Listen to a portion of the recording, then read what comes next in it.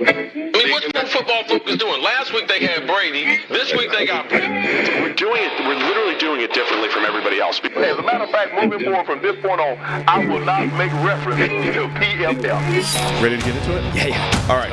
We're going team by team. I would be very careful about slinging stuff. Am I going to get sued? We got legal on this? I like football season, and all the things that go with it.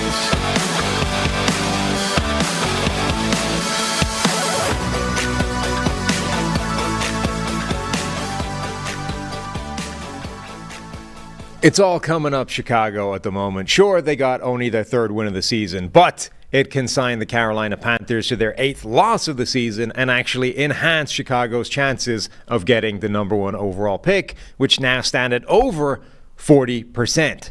Talking about that, talking about the game last night, talking about some New York Giants strategies going forward, and the boo-boo breakdown, all the injuries you need to think about this week, will be myself and Brad Spielberger. How's it going, Bradley? Like you said, everything's coming up Chicago. So, a nice field goal win over the 1-8 Carolina Panthers. It doesn't get much better than that, does it? Just living the dream, baby. Just living the dream.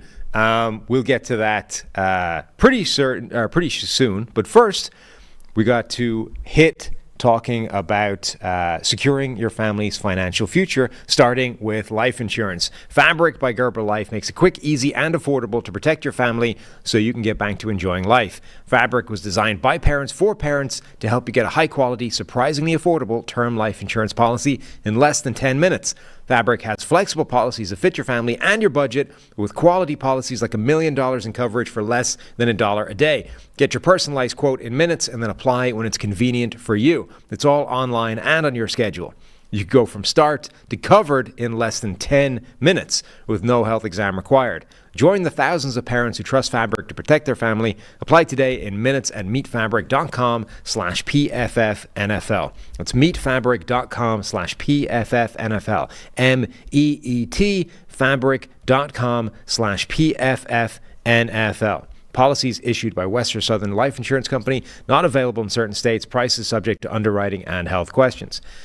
All right, Brad, other than victory, what was your takeaway from this epic Thursday night football encounter?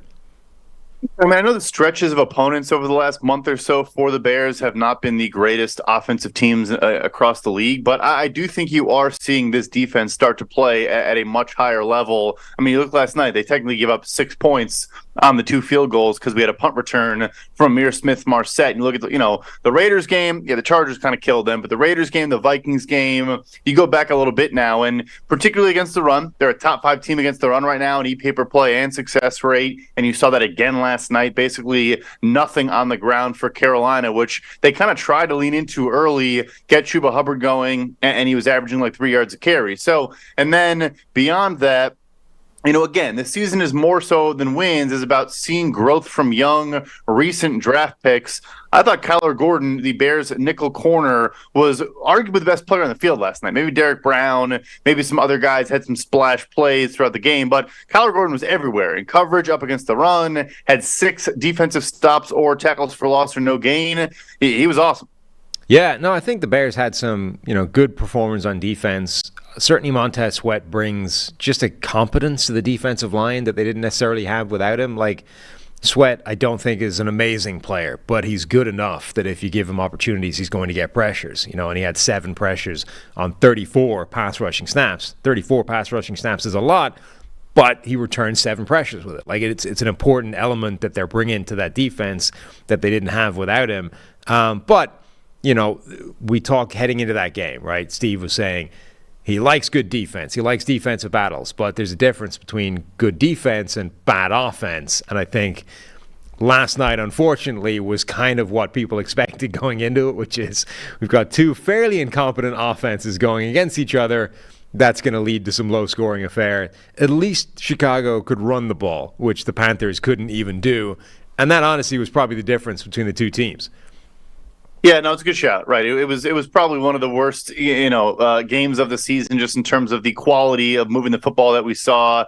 Back to Montez Sweat quickly. I mean, yeah, like he's always a guy for us that his pressure rate's going to be higher than his pass rush win rate. He's not necessarily going to be winning a bunch of one-on-ones, but I think if you go look at all 3 sacks the Bears had last night, Montez Sweat was a factor in all 3 of those guys getting home. And the Bears don't blitz. They're 29th in blitz rate. It's going to be a 4-man rush, guys that need to win, and kind of goes against what he does well. But nevertheless, a lot of those coming against Taylor Moton as well, who's a pretty good pass blocking right tackle. So, but yeah, the offense was a journey, was a struggle for both teams, no question about it. But yeah, Deontay Foreman revenge game, staying out of the chains, running hard, running downhill. It was enough in this one. Yeah, obviously the quarterback competition, Tyson Bagent. I mean, you got to win. That's about all you can say from the Tyson Bagent perspective. But Bryce Young, another game that wasn't particularly good, was more concerning than good. There were a couple of small, like one nice pass on the corner route to Strawn, a couple of nice scrambles, but that was kind of it. And where I think this game was more concerning relative to his season otherwise is like that offensive line has been a train wreck for most of the season. It was okay last night in terms of pass protection anyway. Like it wasn't like he was running for his life every single play. He was under pressure little bits and pieces, but he didn't handle whatever pressure was there particularly well, and there wasn't the kind of volume of pressure that he's had in previous games. I mean, Ike Ekwonu gave up 1 hurry, which is like a season good game for him. The fact that the offense still looked that bad versus with a better pass protection was a real worry. Oh, 100%. And I talked about how the Bears' run defense has been good. Their coverage unit is a bottom 5 statistically, so far this season. So it was interesting, too, because you mentioned that the bomb to Strahan or Strawn, however you say it, down the left sideline on the corner route, that was off play action. And coming into this game, Carolina, I think, was dead last, if not bottom 5 in play action rate. And probably part of that because they don't trust the offensive line to hold up, or maybe they don't really trust Bryce to turn his back to the defense and then have to relocate, process, find someone downfield. But that was the best throw that anyone made all night. And they did run it, more than their season-long base rate had been. But if you're in a matchup where you trust the offensive line, given the opponent, which this game obviously would apply, you need to lean into that more because they're doing a lot of the high-low, half-field read concepts, all of those things. I think it makes more sense to continue to do that off of play action, especially because they are a threat to run the ball a decent amount. I just thought they could have continued to lean into that. But yeah, I mean the play that was emblematic to me of what's going on in Carolina. It's 2nd and 16. Bryce Young is standing 6 yards into his own end zone and throws a curl to third-string running back Raheem Blackshear, who literally lined up out wide and ran. Like, that is the most emblematic of, like, well, I mean, he didn't look good. He hasn't looked good all year. But, I mean, what is the guy supposed to do in this current environment? No, it was it wasn't good at all for Carolina. What did you make of Tyson Bagent, I guess, for another game for him? This time he gets a win. You can talk yourself into being encouraged by what you see from Bagent, given his story, given his background, given all those kinds of things. He's a strange quarterback, though. Like he gets mocked a lot for not having a strong arm, but it's in very specific situations where he has no kind of arm. It seems to be when his feet are under him, he's actually got his arm's fine. He's got zip on the ball. He can put it deep enough down the field. It's the second he's like falling away from the throw or his feet aren't where they're supposed to be. Not only does he not have a strong arm, but like there's nothing there. Yeah, I'm not trying to be mean to the guy when I talk about it. I'm more of just been kind of mocking it because people keep pointing to this like combine test, I guess, where they I'm sure he took 4 hitches and put his entire body weight into the throw. I remember everyone always talked about it with Baker Mayfield too. Yes, if the guy can take 4 hitches and put his entire 200 pounds of weight into the throw, I'm sure he can zip it. But the screen pass to Darnell Mooney, for example, you're talking about, his feet were not set and it fluttered in there, and basically Mooney had no chance of doing anything with the play at that point. He made a couple nice throws. Look, the fourth down throw over the middle to Tyler Scott was also his furthest throw of the game, 15 yards downfield. Obviously, the game clincher. I was honestly surprised that they even trusted him to drop back and throw the ball on 3rd and 6. And I wouldn't say threw it into traffic, but I mean, Darnell Mooney did have two guys closing in, and there was decent velocity on that throw. He also led Mooney upfield, and I think it helped generate that first down because Mooney had to kind of run forward to go get the ball. So there was some good there, but end of the day, like, I'm not trying to be mean to the guy. It's more just like, look, he's not a long-term starter. I'm pumped as a Bears fan. He should be the backup for his entire undrafted contract and be a dirt cheap backup quarterback. It's just like, let's pump the brakes on him being like a potential starter in Chicago or anywhere. Yeah, you mentioned that one screen that fluttered. There was like 2 or 3 more of those plays though later where, again, it's like they both came when he was throwing left, the ones after that, where he's sort of falling away from the throw, and as soon as his feet are not under him,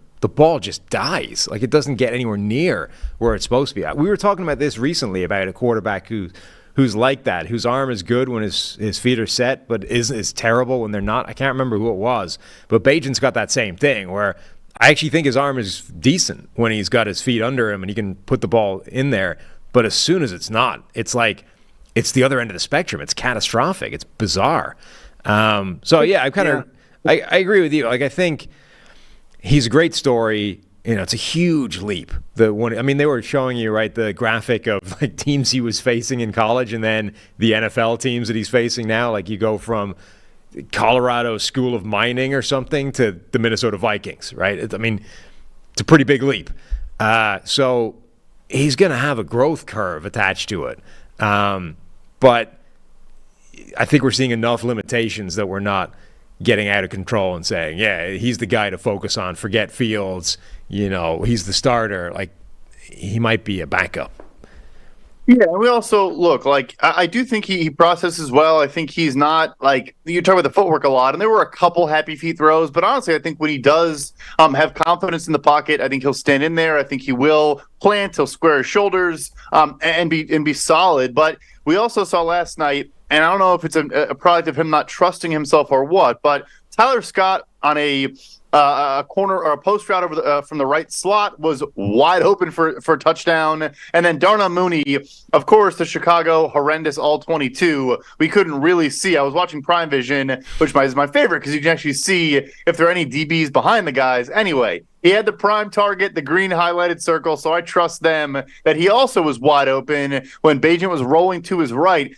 And he didn't throw it either time. And it's like, does he not trust that he can get enough air under the ball or what? But no, he's solid. I think he knows what he's doing. I think he's calm. I think he's composed, which says a lot. Like you said, going from IUPUI, which is like a 15 seed in the NCAA tournament every year, and Colorado School of Mines to now playing in the NFL. But yeah, there are obvious limitations. Yeah, absolutely. All right, I think that's all the time we deserve to give to this game, to be honest. Thursday Night Football, the Bears move one step closer to the number 1 overall draft pick and get a W. So, can't ask for much more than that from a Chicago perspective. We are going to talk a little bit about where the New York Giants go from here, given their disastrous season, given their quarterback problems as well. But before we do that, we got to talk to you about DraftKings. Who are the pretenders? Who are the contenders? We're more than halfway through the NFL season, but DraftKings Sportsbook is still pumping out unbeatable offers every single game. New customers can bet $5 to get on anything to get $200 instantly in bonus bets. DraftKings isn't stopping there. All customers can take advantage of a sweetener offer every game this October. Get in on the football action with DraftKings Sportsbook, an official sports betting partner of the NFL. Download the app now and use code PFF. New customers can bet $5 on anything to get $200 instantly in bonus bets. Only on DraftKings Sportsbook with the code PFF. The crown is yours.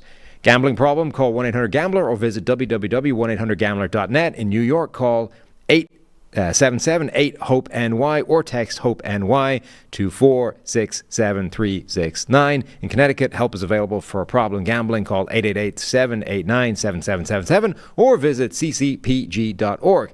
Please play responsibly on behalf of Boot Hill Casino Resort, Kansas. Licensee partner Golden Nugget, Lake Charles, Louisiana. 21 plus. Age varies by jurisdiction. Void in Ontario. Bonus bets expire 168 hours after issuance. See sportsbook.draftkings.com/football terms for eligibility and deposit restrictions, terms, and responsible gaming resources. All right, Bradley. The Giants have made an unholy balls of this. Where do they go from here? Yeah, I mean, look, I think they are a very, very legitimate threat to be picking top two. Arizona gets Kyler Murray back now. I mean, Carolina, it looked horrendous last night, so they probably should be in the conversation for Chicago, obviously. The Patriots, I think, are an interesting one as well. But there's a very legitimate chance I think this Giants team is picking in the Caleb Williams and Drake May range of the draft. And they effectively gave Daniel Jones a 2-year contract. All the guarantees, all the full guarantees from the first 2 years. There is an injury guarantee that could kick in for the third year. He presumably would be healthy with the ACL before that comes. And it does complicate matters if you wanted to trade him, was a team going to give you that much for a guy coming off a torn ACL with some big money and guarantees owed in the second year of a deal? But I think you have to if you're the Giants. And I get the argument of they're still so far away. There's so much more they need to add to this team. But I think you just have to do it and build around a new guy. In theory, Andrew Thomas and Evan Neal is a decent bookend to start building around if Neal can play some better football, if both guys can get healthy. And then, a healthy Wan'Dale Robinson now, Darren Waller, and the whole team is injured. But long answer short, I think you have to do it and take one of those top prospects if you're there. How damaging is it for the new regime, Joe Shane, Brian Daboll, to effectively 1 year after making a fairly significant decision, right? Like, we'll talk about the decision itself in a second, but 1 year after essentially getting it wrong, going back to ownership and saying, we got it wrong. We're going to go in a completely different direction. We're blowing it up. We screwed it up last year. And now Jones isn't the guy. We're drafting the new guy. Now we have to get rid of Daniel Jones. Like, how hard is that for them to go kind of cap in hand to ownership and say, we blew it? A good question. And you do wonder, to what degree ownership is involved in. I view this situation particularly interesting. I think part of why they made this decision, and I think it's very bad process, and I am in general a fan of Joe Shane. I think he's done a lot of good. We should get to the Leonard Williams trade in a second here. I think the viewpoint was, and I have a feeling ownership probably had something to do with it, we need to keep both Daniel Jones and Saquon Barkley on this team. And if we're going to pay one a multi-year deal, I guess let's do the quarterback buy low. He obviously got extended before all the 2020 class guys got way more money. Like, you could talk yourself into why it made sense to pay him and franchise tag Saquon Barkley. Flash forward, Daniel Jones is not worthy of the extension. Saquon Barkley is below league average in explosive run rate and success rate, in stuff rate. Neither guy really needed to be retained, frankly. But that is what I come back to. Ownership, I imagine, was like, find a way to keep both guys. And they said, okay, we're not going to give a running back a big second contract. We'll tag him, and that means we have to pay Daniel Jones. So that's kind of how I view it. So if you were the decision maker there a year ago, where was the mistake? So what was the actual original sin in this whole thing? Because there's a cascade of problems that all stem from whichever screw up you determine was the first one or the biggest problem they made. They had a sequence of decisions. Number one was, when they come in, do we pick up Daniel Jones' fifth-year option, right? That's decision number one. They decided not to do that. Once they got a pretty good season out of Daniel Jones coming off the first year with Brian Daboll, the playoff run, winning a playoff game, then the decision is, well, what do we do? We've got Daniel Jones expiring. We've got Saquon Barkley expiring. We have one franchise tag.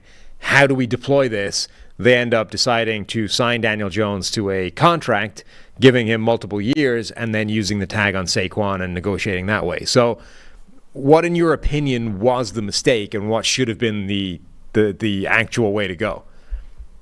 No issue declining the fifth-year option. Now that those are fully guaranteed at exercise, I think more teams, frankly, should take the risk of, all right, we don't really know what we have, and the downside risk of fully guaranteeing $23 million, whatever it was going to be, we'd rather have the risk of, okay, now we have to tag him for $32 million.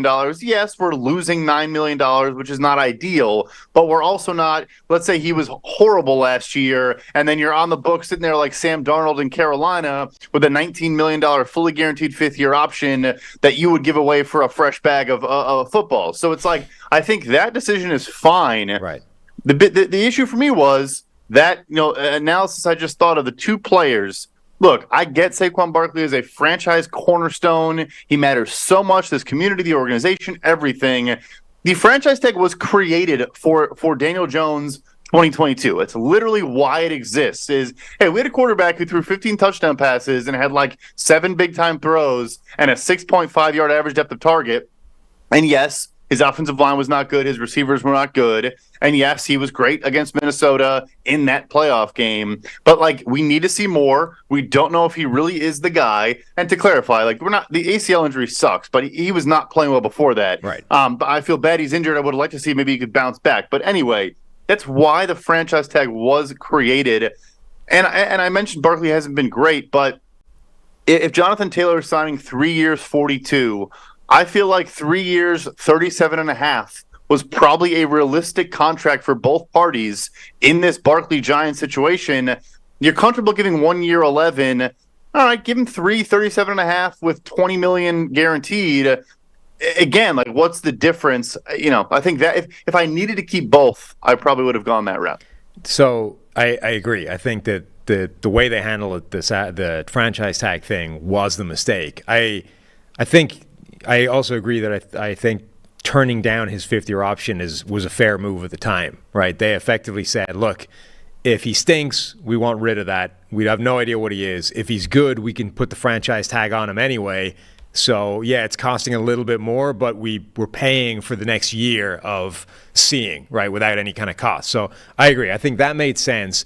But the second he had the season he did, which is a step forward, but we don't know, you put the franchise tag on him because you can't risk doing anything else. Because if you get it wrong, exactly what happened will happen, right? He plays badly, you want rid of him, and you're stuck with him because you just gave him the other contract. So did they misevaluate what Daniel Jones was coming out of this unexpectedly good year for the team, right? Playoff run, winning a bunch of close games, beating the Vikings in the playoffs, and him playing well while they did that. Did they misevaluate because of that unexpectedly good performance, or did they just get greedy and think we need to keep both of these guys here and this is the best way of doing that? In order to have the flexibility of signing Daniel Jones, getting Saquon Barkley locked down because that's a more contentious contract or whatever, we need the franchise tag for him, and this is just the best way of doing that. And we want to have our cake and eat it. Yeah, I think it's a mix of both. I do think that the latter is a big part of it, and really teams should learn from this of never be backed into a decision because you need to retain a tag for one other player. It's just not a good process. But I also think it was a misevaluation. Again, I said he didn't have good protection, didn't really have good weapons last year, and this is unfair analysis. But you take out 2 games against Minnesota, who may have had the worst defense in the NFL last year, and he probably had 8 touchdown passes on the season. That's not the correct number, but a team that sat back in soft zone and did nothing, that obviously changed coordinators, is now playing much better. I mean, he owes Ed Donatella a chunk of his signing bonus, I think, frankly. So yeah, it was just a bad decision in every way you look at it. But I will pivot to the positive. The smartest thing they could do, in my opinion, was recognize it in other ways and kind of hit the reset button. Getting a 2nd and 5th round pick for a player in Leonard Williams that is good, but not great, that is 29 years old, that is not franchise taggable because he's already been tagged twice, I think was excellent. I think it was the move of the deadline. Was the Giants handling that? I think it was better than anything anyone else did at the deadline. Yeah, no, I think you're right. That's an indication that they're going to head in the right direction and recognize where they are. But the last sort of question that I end up with, if they misevaluated Daniel Jones, if they screwed it up last year, if they sort of misread where they were as a team, is there not also a chance that they're going to do that again this year and say, The offensive line was abysmal. We still don't have receivers for Daniel Jones. The man got injured. Like, we're stuck with him anyway. Let's give Daniel another shot. Let's go get Marvin Harrison Jr. at the top of the draft. Let's go get, one of the top tackles, Fashanu, Alt, whoever. The Evan Neal thing didn't work. Let's build around Daniel Jones and give him a real chance this year. I think it's possible for sure. I wouldn't be shocked, frankly. I mean, they would probably tell themselves, all right, let's say they do have a first or second overall pick. We can trade this for a crazy boatload of draft picks. We can still land, if not Marvin Harrison Jr., you get one of the other awesome receivers that should go in the top 15 of this class. And then more offensive line, everything. Just build the entire offense out, maybe add some pass rush, whatever on the defense as well. I could see it. And there's an argument to why it makes sense. Personally, I would take one of the quarterback prospects and just go from there. Oh, I absolutely would as well. I'm just I think we're taking it as read that Daniel Jones coming off this year, that's it, right? Done. The end. Like, you can't possibly go forward with him at this point. But I'm conscious of, I wouldn't have done what they did last year, and they're the ones whose names are tied to that decision. Like, I keep coming back to this idea of, it's got to be pretty hard to go into the ownership room with your pitch is essentially, hey, we misidentified our franchise quarterback a year ago. Let me fix it by identifying the next franchise quarterback. And you're like, those are sort of, the first piece of information works quite heavily against the second piece of information in that sales pitch. It certainly does. It's a good point. I mean, look, Steve Keim pulled it off, and obviously he's no longer in Arizona and made some poor decisions along the way. But probably the best thing he ever did was admit that Josh Rosen was a whiff and say, "Look, we're going to take Kyler Murray and start this thing over." So that's where I go back to. I do think we've seen a lot of good process from Shane. I think a lot of things he's done have been smart and show a macro understanding and a path and a vision. But yeah, it was a miss on the quarterback evaluation, on giving him that deal. I think there's no way around that. But also, like, every team kind of does that. You say, well, the alternative is we take a risk on a rookie that might not be good, or, it's a safe play, it's a high floor play, which you could probably even argue that with Daniel Jones. But yeah, I don't know. I hear you 110%. I would give another shot. He inherited the guy. He declined his option. He changed his mind because of a situation with Barkley that, for all we know, maybe ownership was pushing that more than we realized. Right. I think you're right that, look, I don't think the Cardinals get enough credit for the Kyler Murray move, actually, to be honest. I think there are a lot of teams that would have passed and said, no, we got year one for Rosen was awful, but we drafted our guy in the first round. We believe in him. He's going to be the guy going forward. We're going to trade out at number one. We'll pick the picks up. We'll build around Rosen, et cetera, et cetera. They didn't. They looked at that and said, even though we drafted a guy last year in the first round, this guy is so much better than the one we drafted. We don't get this opportunity very often. Let's make it happen. The difference there, though, between that situation and this one is those were two rookies where everyone sort of acknowledges that the evaluation is a little bit of a shot in the dark. We don't really know what any of these guys look like until we get in the NFL. They had like NFL, a run of NFL footage and a year in the system with this guy and decided he's our guy. And then a year later, and it costs money, like a lot of money. And then a year later, they're like, actually, you know what? Nah, we got it wrong. We blew that one. We missed. He's not the guy. The money we talked you into giving up last year, sorry about that. That was a mistake, but now we're going to go in a different direction and draft the guy instead.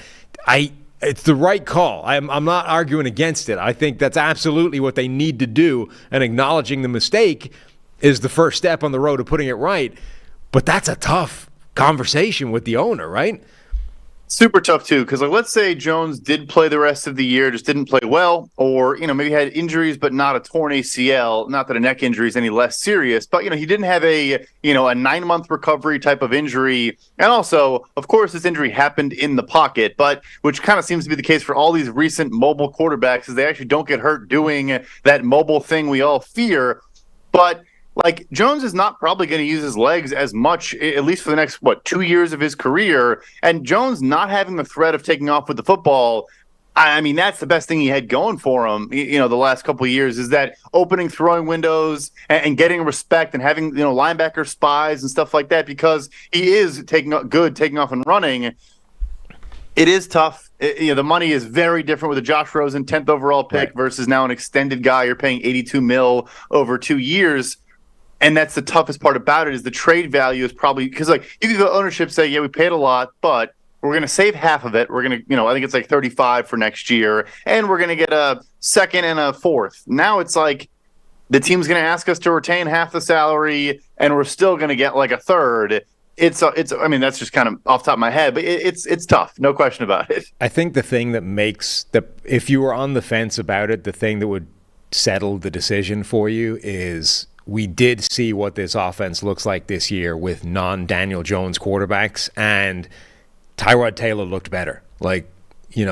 So you could probably talk yourself into, if they'd seen nothing but Daniel Jones this year, you'd be like, look, the offensive line is garbage. It's historically terrible, right? It's one of the worst offensive lines we've ever seen. The receivers are doing nothing. We don't know if that's Daniel Jones' fault or not, but we can at least make the case. The receivers aren't helping him out. Darren Waller got hurt, as always happens, so he didn't get his guy that we thought he was going to have. What could he do, right? This was just, he was in a no-win situation. But he saw him get hurt, and Tyrod Taylor comes in, and okay, it's not like Tyrod Taylor lit up the league, but it looked better, right? It was visibly more effective, more efficient. It moved the football better. He made more big throws deep down the field. Suddenly, Jalen Hyatt looked a little bit more like training camp Jalen Hyatt rather than regular season Jalen Hyatt with Daniel Jones.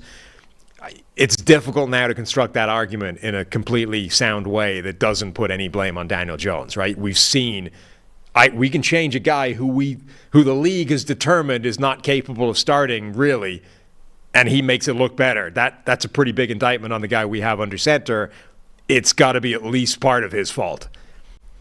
Fascinating, beautiful irony of the whole thing is that exact quarterback in Tyrod Taylor had a Daniel Jones-esque season in Buffalo, where Joe Shane was a high-level ranking personnel person, makes the playoffs, also had 15 touchdown passes, also a good runner, all those things, and they said, thanks for your services, we're going to go draft Josh Allen. It was the exact same scenario as Jones last year. And I also think, now we're in this world where the goal for quarterbacks used to be, let's just get a serviceable starter. Because if you didn't have that, you had nothing. You had an absolute disaster at quarterback, and you couldn't function in the NFL.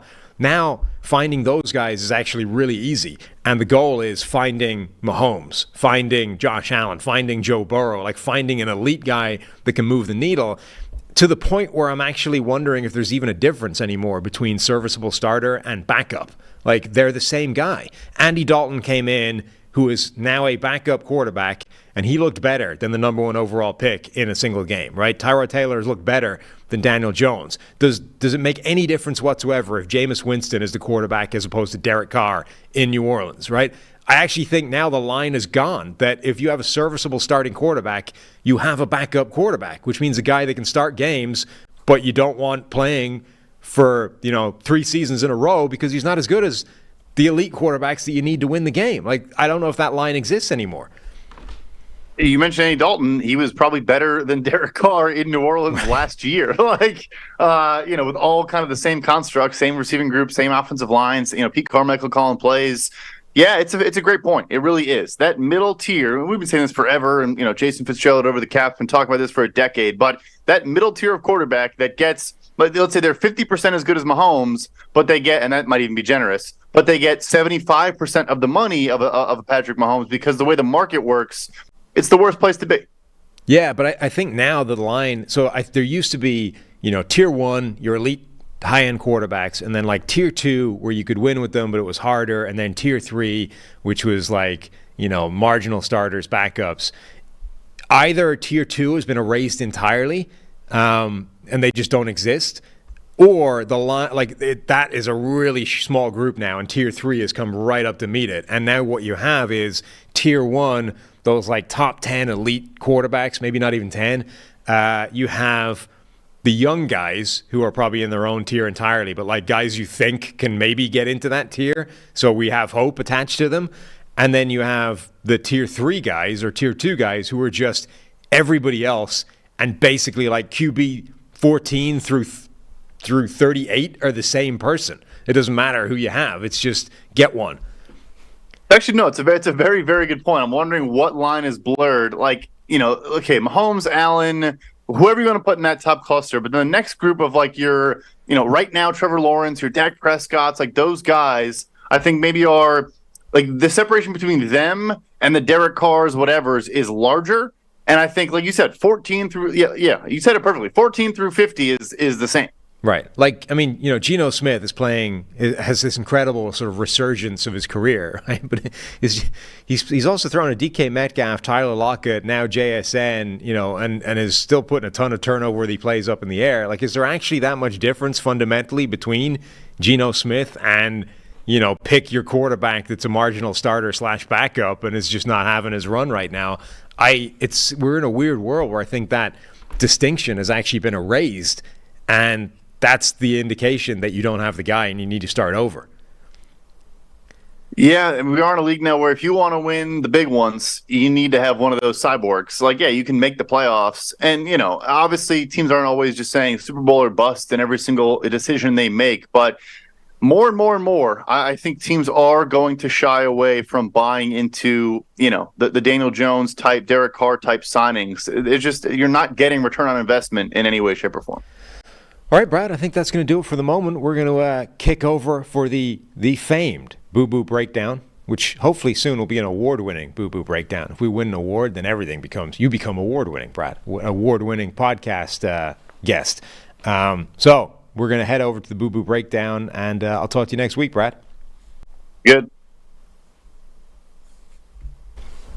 All right, back in the studio as ever on Friday is our medical expert, Vic Troha. How's it going, good sir? I am doing great today. How are you? Not bad, not bad. All right, let's fire through some of the week's biggest injuries. I want to start with the Bengals because there's a couple of guys there. Jamar Chase, the first one. Mm-hmm. Chris highlighted this, on the broadcast when it happened. He fell from a height going up to get a ball, fell sort of onto his back. And Chris was talking at the time of, how sore that's going to be the next morning. Mm-hmm. Is this just what we're dealing with, general soreness from cracking your back against the turf, or is there a real risk of him not playing and not being himself if he does play? Yeah, that was funny when he was commenting on that too. It's like, oh, he's going to feel that tomorrow morning, right? Yeah. It looked at first like it was just a really hard impact injury. To me, there's no structural damage as far as like worrying about like the vertebrae being injured or anything like that. This is just an acute low back injury, and actually studies show that it's only going to take the proper management and a short period of time to heal from like an acute back injury where your muscles are just flared up. So I think that he's going to be fine. What you're going to see is he'll probably be put on like a heating pad in between series on his low back just to keep the muscles relaxed. And then he might be even doing some mobility exercises or stretches if it starts to stiffen up. But in totality, I don't see it being like a long-term issue. It's just one of those acute injuries where he's just going to be really sore. Then you get T. Higgins, who shows up in the injury report with a hamstring injury. Yeah. I saw somebody, I forget who it was, referring to T. Higgins as something of a Ferrari, a sports car, a guy that's finely tuned, but he's going to spend some time in the shop every single season. Yep. And this is his time in the shop. Presumably, given that it showed up relatively late, I mean, he's not going to be playing with a hamstring injury. Right. Well, Sam, one of the things that I look at is if a player is midweek and they show up on the injury report with something that wasn't previously an issue. So sometimes you'll see like maybe somebody with a soft tissue injury get like a Wednesday injury report, but they were dealing with it the previous week. You can kind of chalk that up as a rest day. Right. But where it's a new injury and it shows up midweek, that's when you get more concerned, especially with something like a hamstring. So what probably happened is he probably strained that at practice, and this is going to be way too much of a risk for them to put him in this weekend. I would only see that he would come in the sense of they were just taking a lot of caution with it, but I don't see that happening. I think he's going to be out, and they need him down the road anyway. Yeah, I mean, something like a hamstring injury, if that shows up out of the blue midweek on an injury report, I mean, there's just no way that you're cool that it's fine for the Sunday. Like, if he felt it during the week, you can't possibly go out there and sprint, on a go route on a Sunday a few days later. You've got to give it the rest, right? Absolutely. You felt it during the week at a practice, and then you're going to try to go into game where you can't even replicate those type of reps. I definitely see him taking the rest on this. If he does go out there, studies show that there's probably about a 23% chance of injury risk with that. So it's really going to be up to the medical team and T. Higgins on how he really feels coming in this weekend, but I see him holding out. So then you get Justin Jefferson, who's now been, he's in that practice window. He's almost back. They are unlikely, I think, to play him this week. Right. I think Kevin O'Connell has basically said that would be pretty aggressive, throwing him out there this week.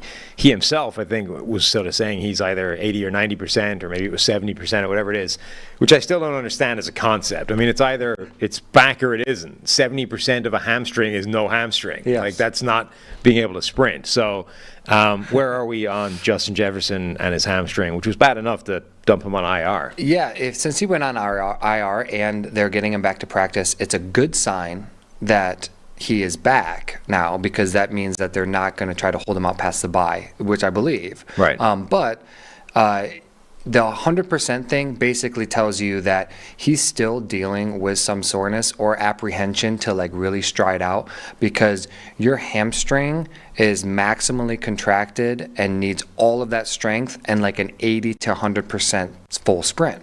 Well, what do wide receivers do on go routes? What do they do when they break into a post? They're going onto that full sprint. So if he's not feeling comfortable doing that, or if he has any lingering effects, then he's going to probably hold out this week, which is understandable. And then we've talked about this in the past too, is the Vikings are surprisingly in a spot where they might be in playoff contention, even with Dobbs. Like, I do think that he's going to want to come back for a potential playoff run and not want to risk it getting back a little bit early. They're only a game and a half back from the Lions. Really they threw that graphic up last night of just what the NFC North looked like, with Chicago obviously playing. It's like, wow, from being the Vikings might have a shot at the one of the top picks in the draft a few weeks ago, they're all of a sudden only a game and a half back from the Lions at the top of the North. They're still right back in it, with their schedule is still pretty soft for a while. It's crazy how they've stayed in there. It's going to be interesting to see what they do for sure. But another player that they've lost in this is Cam Akers, who now popped his other Achilles. How does that happen? How does one guy tear both Achilles in this course of a couple of years? Man, well, the studies that relate to actually tearing your other Achilles is hit or miss. It's only about like a 5% chance, but 5% is kind of a lot, because it's not like the average person has a 5% chance of tearing their Achilles, right? But what is the average, like, what's the just incident rate of tearing an Achilles? Well, like minimal, very like under 1%. Before, what's it like? I presume it's higher for an athlete. An athlete, an NFL player, yeah, for sure, it's going up. I think the thing that this tells you, though, is that because he tore his other Achilles, it could have just been like some type of compensation issue that was never noticed. When you tear your Achilles, it's interesting because the rehab that goes into that needs to withstand so much load that they say about 2,200 pounds of load that need to be able to go through that tendon. So what might have happened is that he was kind of rehabbing that one side and really focusing on his one Achilles, when his other Achilles really wasn't being focused on at all. And then now that he was back and playing, it just so happened that the stronger side is actually the one that was torn, and this is the one that broke. I feel bad, because at his age and his likelihood of coming back right now is pretty tough. Right.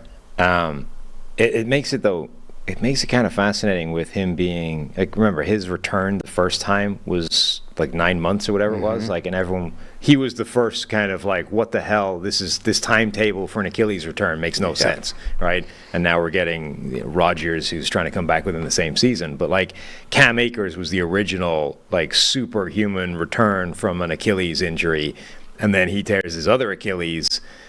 it's this fascinating mix of, on the one hand, you've got evidence saying there's something wrong with his Achilles. Both of them have gone. And on the other hand, you've got evidence saying he did return from one freakishly fast. So Yes. I don't know what to make of his prognosis in the future. Yeah, it's interesting. I mean, is somebody susceptible to a bilateral Achilles tear? Right. Maybe Cam Akers is, but I mean, this is just my opinion from seeing the film. He wasn't the same player. Sure. And so that's another thing is he wasn't the same player, but he's still trying to go at that 100% at a really aggressive sport. And it could have just been that it was a fluke and he ended up tearing his other one too. So we don't really know. I don't remember how he did the first one, but from memory this time around, he was kind of backing up. It wasn't like, his body was kind of used to all of the work being done by the repaired Achilles when he puts both feet on the ground. And that's where it was one leg going backwards and sort of absorbing the whole load. And then the Achilles just snapped and over he goes.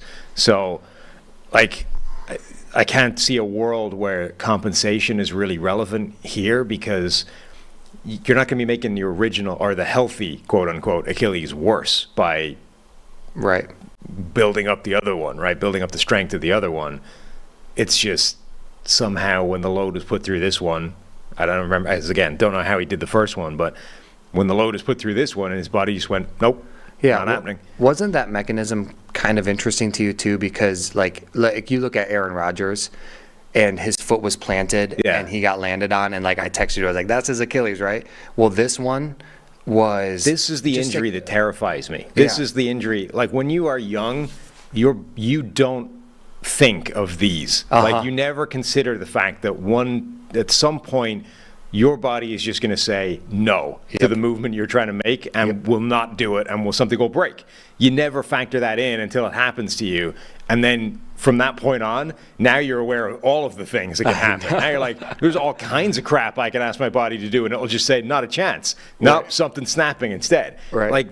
It would never occur to me that just sort of bouncing backwards, backing up, catching a ball, planting my foot in the turf, that your Achilles is just going to snap and say, yep, I'm out, tapped out. This is that one where you're stepping off of a ladder and you're I got to be gentle here, because I'm afraid of something like that happening. Exactly. Totally. I mean, forget that.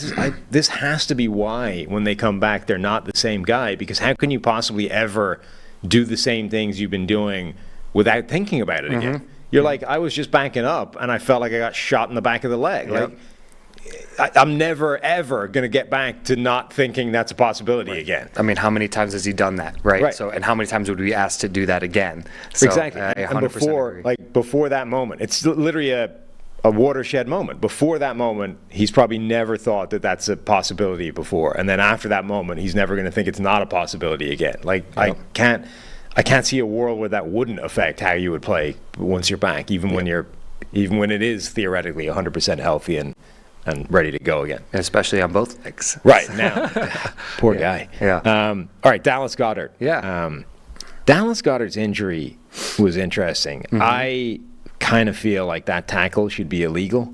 Yeah. It reminded me a lot of the old school horse collar tackles that were made illegal because Dallas safety Roy Williams, amongst others, would do it all the time, where you'd grab a guy, in the neck roll and basically fall down on his ankles. Right. And that was breaking ankles regularly.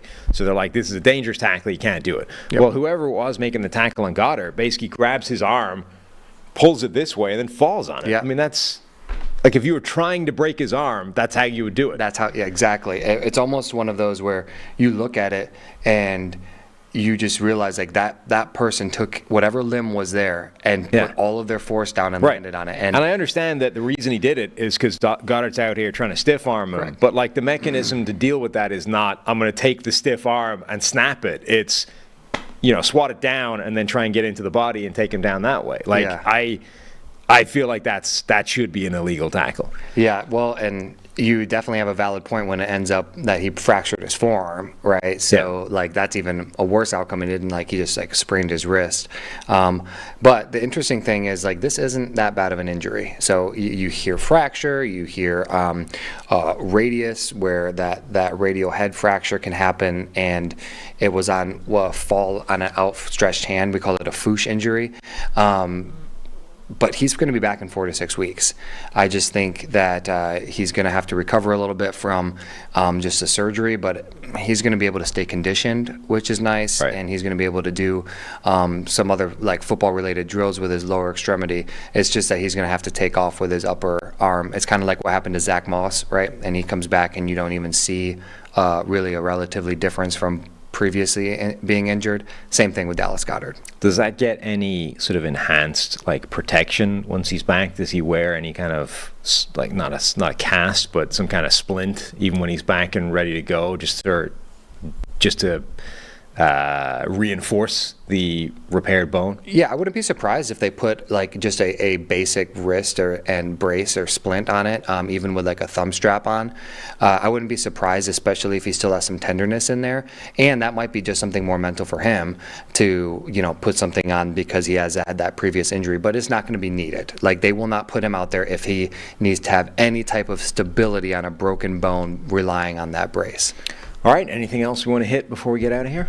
Let's see how Kyler Murray does this week. First week back with his ACL. I'm interested to see how he does scrambling on that knee, and hopefully he comes back as agile as he was before. Yeah, we talked about that a little bit yesterday. Cardinals coaches seem to be suggesting he's going to be running as normal, but that's the thing to keep an eye on, right? Not just how good does Kyler Murray look, but A, does he want to scramble? B, do they want to tap into his ability as a mobile quarterback? Because that's a big part of his game. Yeah, definitely watch for it. All right, that'll do it for the PFF NFL podcast this week. Thank you all for listening and watching, and we'll be back on Monday.